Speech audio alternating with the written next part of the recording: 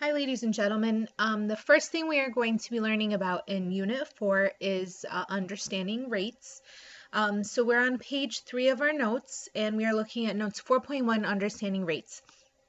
Just to give you a heads up, when I start going over number 1, you're going to see this headline here that says notes 4.1 will be a different set of notes, but don't worry about it. Just go ahead and watch the video and see what is going on. Let's look at question number 1. If you leave home and walk in a given direction at a steady pace, your distance, which is measured in d feet, from home is directly proportional to the time, which is measured in x minutes, that you walk. You can use a table and a graph to represent this proportional relationship. Proportional relationships is not something new that you have learned. You learned it in 7th grade last year. So let's fill in our information right here. If this is a proportional relationship and it's going up, in 1 minute the person walked 250 feet, in 2 minutes they walked 500 feet. So it's clear that they're walking an additional 250 feet every hour, or excuse me, every minute. So this should be 750, right? And then this should be 1,000, and then this should be 1,250, okay? So then, what is the constant of proportionality? Well, you guys do this all the time. You figure out that the person is walking 250 feet every minute. So 250 feet in 1 minute. So the constant of proportionality is 250 feet per minute. Okay, now we could have done it using this data right here. We could have taken 750 and divided that by 3, and we still would have gotten 250 feet per minute. All right, so now I need to graph this information that's given in the chart. First of all, I need to identify what is my independent variable and what is my dependent variable. So go ahead and think about which one is which, and then come back to me when you're ready to go. Hopefully you determine that the time in minutes is your independent variable and that the distance is your dependent variable. So we're going to call this graph right here distance versus time, okay? And then down here, we're going to label this right here our time. And our time is being measured in minutes, okay? And then over here, we're going to label this piece right here our distance, and the distance is measured in feet, okay? And so what I'm going to do now is I'm going to graph out my information. So time in minutes, I can just go up by a minute for each interval, okay? And then I think I'm going to go by 250 for my feet. So every block will represent 250 feet. So I will put 250 here, 500, 750. It's really up to you how you guys want to label it, as long as you include all of your numbers. So I'm going to say that this is 1,500 right here, and that this is 2,000, so on and so forth. And I know that after 0 minutes, I've gone 0 feet. Okay, after 1 minute, I've gone 250 feet, 2 minutes is 500 feet, so on and so forth. And you guys have learned that the equation for this line, remember this y equals kx right here, and in this example, our constant of proportionality is 250, so you would say y equals 250x. Now notice there's nothing added on here, it's plus 0. We're going to be talking about this in the future. But this right here, this y-intercept is going to be part of our equation here. We're going to add that on into our equation in the next couple of days. So question D says, using rise over run, find the slope of the line. Well, the rise is how much it went up by, the run is how much it went over by.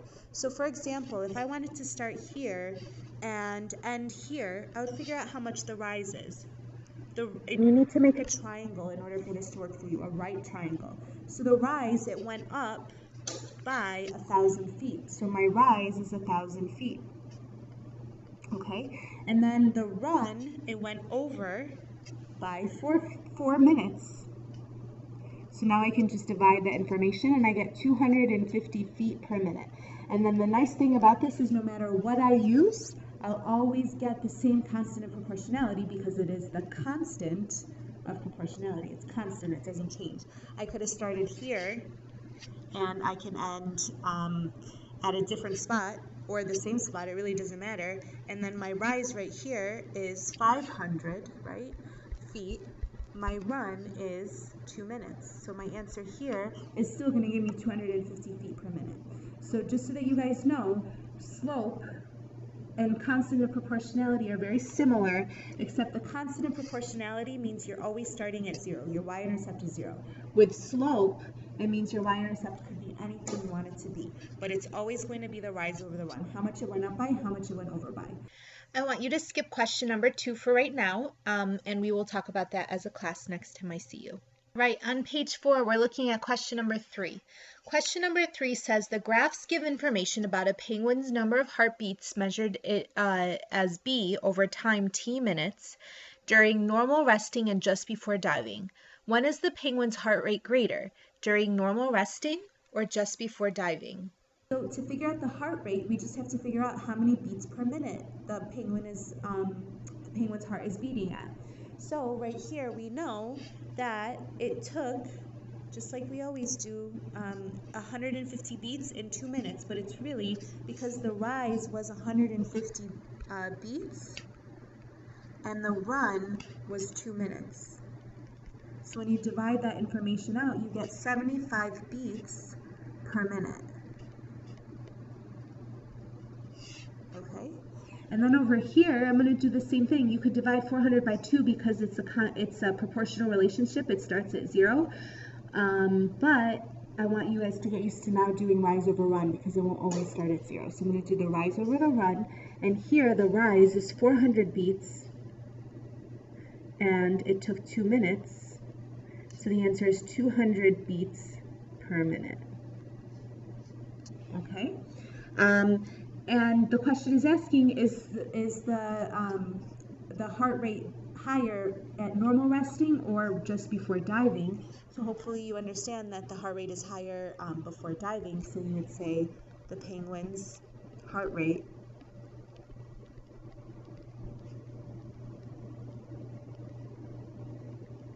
is higher just before diving.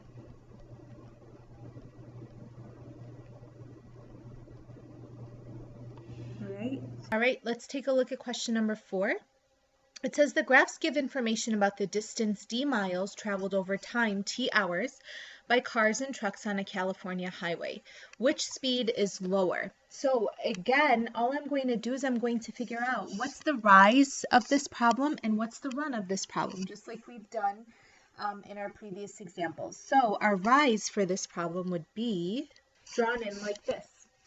So I'm going to do my triangle, right? So here's my rise. Now, a lot of people look at this and say it's a rise of 1, 2, but they're not looking at these numbers carefully. It is not a rise of 2. It's actually a rise of 100 because it went from 0 to 100, right? And then the run right here is that it went over to 1.5, right? So my run is 1.5. So remember, we're going to say that it's rise over run, which is 100 over 1.5. Now let's figure out what 100 into 1.5 is. So I'm going to figure out 1.5 goes into 100 how many times? Well, I have to move this over once, so I have to move this over once. So it really turns into 1,000 divided by 15. So let's figure this out. 1,000 divided by 15. Well, 15 doesn't go into 1, it doesn't go into 10, but it does go into 100, and it goes into 100 6 times. 6 times 15 is 90, okay? So then if I do my subtraction, I get 10, okay? Because 100 minus 90 is 10. Bring down the 0, 15 goes into 100 6 times, and you would keep going with it. So it's 6.6 repeating, okay? So I'm going to say it's about 67. Now you have to understand that you have to label the units for this right here. So this is 100 miles in 1.5 hours, and I know that just based on what's written right here. So it's 67 miles per hour. You have to have a unit for your slope and for your rate, and your unit has to be in something per something. All right. So now let's go ahead and do the same thing for the speed for the trucks, okay? This was the speed for the cars. So the speed for the trucks, I can figure out that the rise is 100 and the run, it went over 2. So it's 100 miles in 2 hours. So that is an easy division. I end up getting 50 miles per hour. Okay, so then we can answer the question, which speed is lower? The speed of the truck is lower. And then we're done.